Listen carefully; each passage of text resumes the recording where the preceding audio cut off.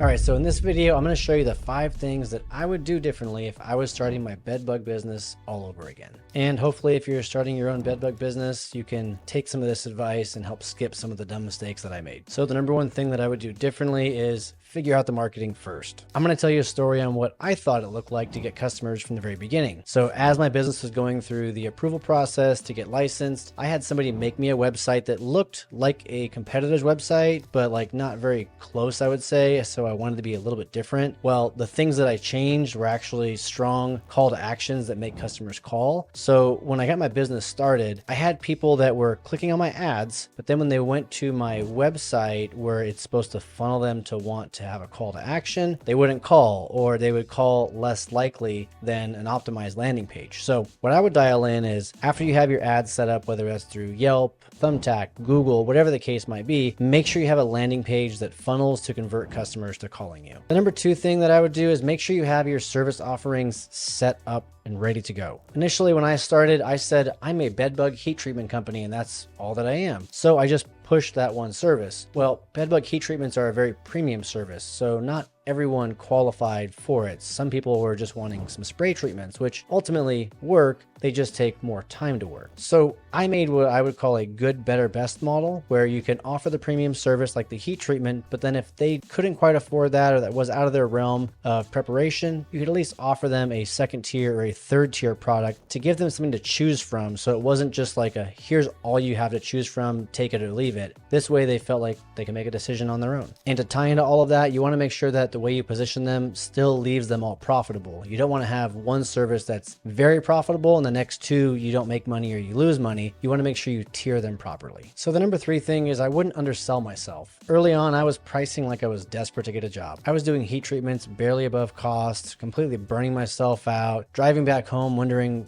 what am I even doing? And what I didn't get back then is that people really paid for urgency and they also paid for peace of mind. I had to quickly realize they weren't paying for just hours work. They were paying for the job to be done and their issue to be resolved ASAP. And this sometimes meant customers would call and say, hey, can you be out there today for a heat treatment, which is around a 6 to 8 hour process. And a lot of places will say, oh no, we can't do that. We don't do same day. You've got to get a whole notice. Well, what I found is that if you said, yeah, we offer emergency services, we could be out there in 3 hours or so if you can get the place prepared, and it's going to be in excess of this dollars, people were more inclined to do it, especially when they're already calling you saying, can you be out here today, knowing that your competition is not going to be showing up. A recent example of this was right before my business sold, there was an Airbnb property that was like, we need you here right now. And I was at home, I was actually building a fire, and I was like, do I want to get up and get in my truck and drive to go do this job? And I said, well, you know what, if it makes me the right amount of money, I would do it. And at my position where I was, already owning the whole thing, I had employees, a general manager, didn't make a lot of sense for me to do it. So I said, hey, this job is normally $1,600. If you can wait 3 days, that's what it would be. But if you wanted to pay $2,200, I'll come out today. And to him, the $600 extra was a no-brainer because he had guests checking in the next day, which made me go, okay, I have to get up, hop in this truck and go kill some bed bugs. So the number 4 thing I would have done is get your systems in line before you launch everything. In the beginning, to me, when a customer would ask a question about how do you do this or how do you do that, I always felt like I had a different answer, which really wasn't fair to them. Ultimately, I had to build out foolproof prep sheets that said, do this thing,